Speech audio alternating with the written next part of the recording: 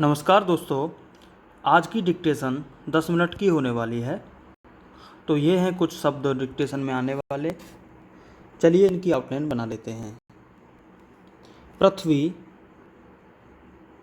पृथ्वी, थ को मर्ज करने के लिए प्र को आधा कर दिया है। सुदूर, प्रतिबिंबित, प्रतिबिंबित, आच्छादित, सभ्यताएं, प्यास, यह का हुक लगा के बना सकते हैं या फिर पूरा यह बना सकते हैं। प्यास। Kilogram, kilogram. संरचना, संरचना, प्रदूषित, प्रदूषित। मलेरिया, मलेरिया, म में ल का हुक लगा के। मच्छर, विभीषिका, विभीषिका। जीवनदायी, जीवनदायी। जीवनदायक होगा तो जीवन को द से काट देते हैं। अकाल मृत्यु, अकाल मृत्यु। बहुतायत, ब से बहु माना जाता है, बहुतायत, दो स्वर लगा दिया। संयुक्त राष्ट्र संघ, ये संयुक्त का सब चिन्ह है, ये हो गया राष्ट्र, तो मैं एक साथ मिला देंगे संयुक्त राष्ट्र संघ। राष्ट्र का सिर्फ स्ट्र लिया है। साफ सफाई, साफ सफाई।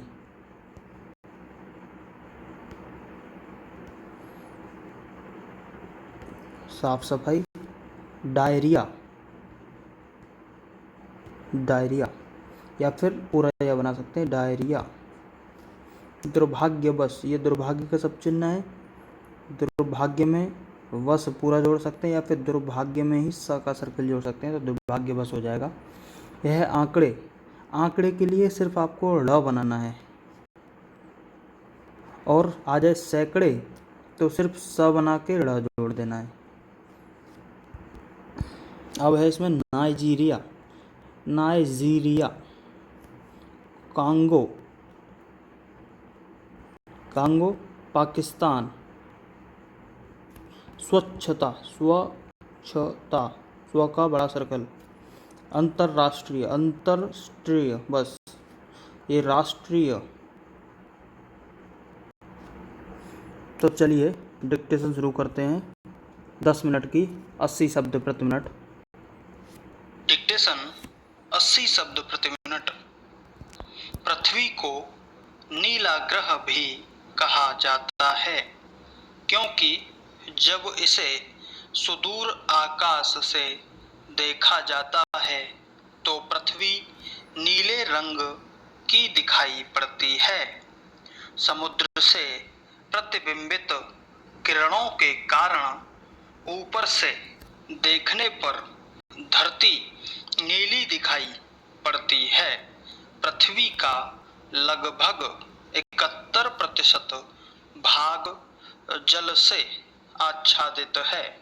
पुराने जमाने में सभी सभ्यताएं नदियों के किनारे विकसित हुईं, क्योंकि खेती के लिए और प्यास बुझाने के लिए पानी की आवश्यकता थी।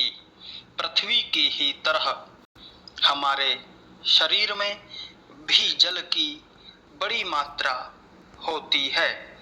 70 किलोग्राम वजन के किसी व्यक्ति में लगभग 40 लीटर जल होता है। यह हमारे शरीर का लगभग 57% भाग है। अलग अलग उम्र के व्यक्तियों में यह प्रतिशत भिन्न हो सकता है। इसी तरह अलग अलग देशों के निवासियों के शरीर में भी जल का प्रतिशत अलग हो सकता है, पर 57% के औसत से ही आप समझ सकते हैं कि हमारे शरीर की संरचना ऐसी है कि पानी पर हमारी निर्भरता कभी कम नहीं हो सकती।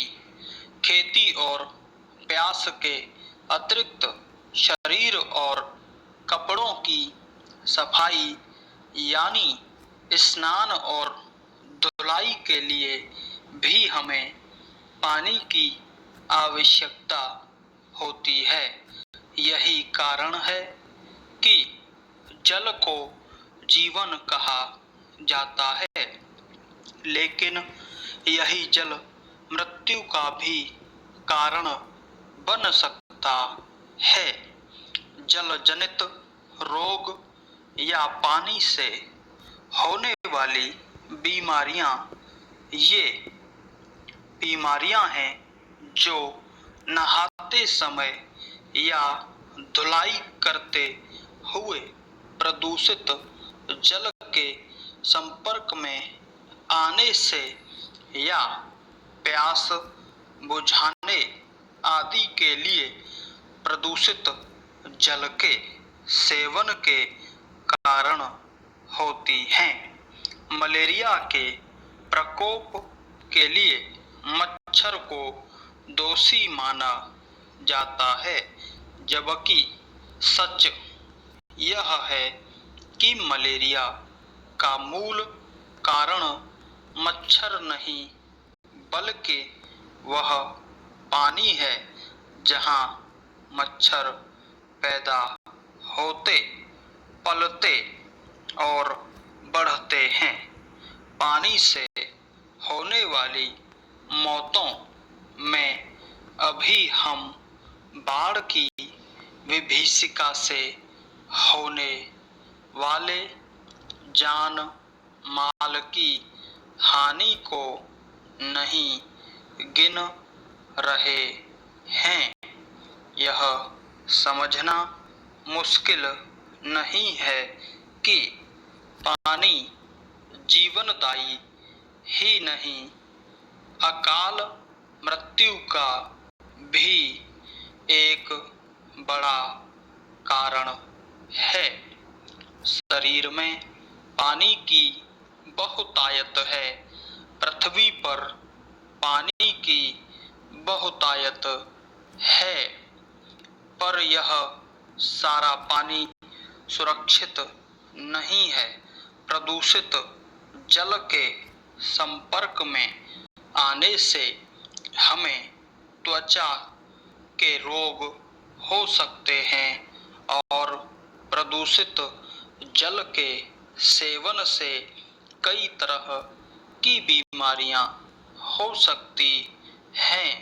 संयुक्त राष्ट्र संघ की एक रिपोर्ट में कहा गया है कि असुरक्षित जल और साफ सफाई की कमी से होने वाली डायरिया जैसी बीमारियां पूरी दुनिया में हर रोज 5 वर्ष से कम उम्र के करीब 2000 बच्चों की जान ले लेती हैं।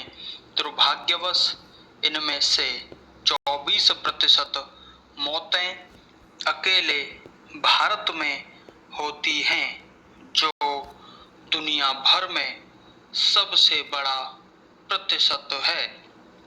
संयुक्त राष्ट्र बाल कोष के बाल मृत्यु के आंकड़े बताते हैं कि कुल मौतों में से करीब आधी मौतें सिर्फ 5 देशों भारत, नाइजीरिया, कांगो, पाकिस्तान और चीन में होती हैं। आंकड़ों के अनुसार भारतवर्ष में बाल मृत्यु की दर 24% के साथ यदि नाइजीरिया की 11% की मृत्यु दर को जोड़ दिया जाए, दुनिया भर में 5 वर्ष से कम आयु के बच्चों की कुल मौतों की 1/3 के लिए दोनों देश जिम्मेदार हैं। इन दोनों देशों की बहुत बड़ी जनसंख्या सुरक्षित जल और साफ सफाई से वंचित है। सरकार स्वास्थ्य योजनाओं पर हर साल अरबों रुपए खर्च कर डालती है, लेकिन पानी और सफाई के इस मूल मुद्दे पर अभी बहुत काम बाकी है। साफ पानी के अभाव और स्वच्छता से जुड़े मूल नियमों की जानकारी न होने से बहुत सी मौतें होती हैं, जिन्हें रोका जा सकता है। सरकारों और सामाजिक संगठनों को इसके प्रति जागरूक होकर ऐसे कार्यक्रम बनाने होंगे ताकि सफाई के अभाव के कारण असमय मृत्यु से बचा जा सके। 12 वर्ष पूर्व संयुक्त राष्ट्र संघ ने सन 2008 को अंतर्राष्ट्रीय स्वच्छता वर्ष घोषित किया था। स्वच्छ रहने के लिए साफ पानी की उपलब्धता अत्यंत आवश्यक है और स्वच्छता पानी की उपलब्धता से जुड़ा हुआ मुद्दा है। विश्व भर में लगभग 2 अरब 60 करोड़ लोगों को स्वच्छता संबंधी मूल सुविधाएं उपलब्ध नहीं हैं। सन 2008 को अंतर्राष्ट्रीय स्वच्छता वर्ष घोषित करने के पीछे उद्देश्य यह था कि लोगों में स्वच्छता के प्रति जागरूकता बढ़ाई जाए और सन 2015 तक स्वच्छता संबंधी सुविधाएं दी जाएं।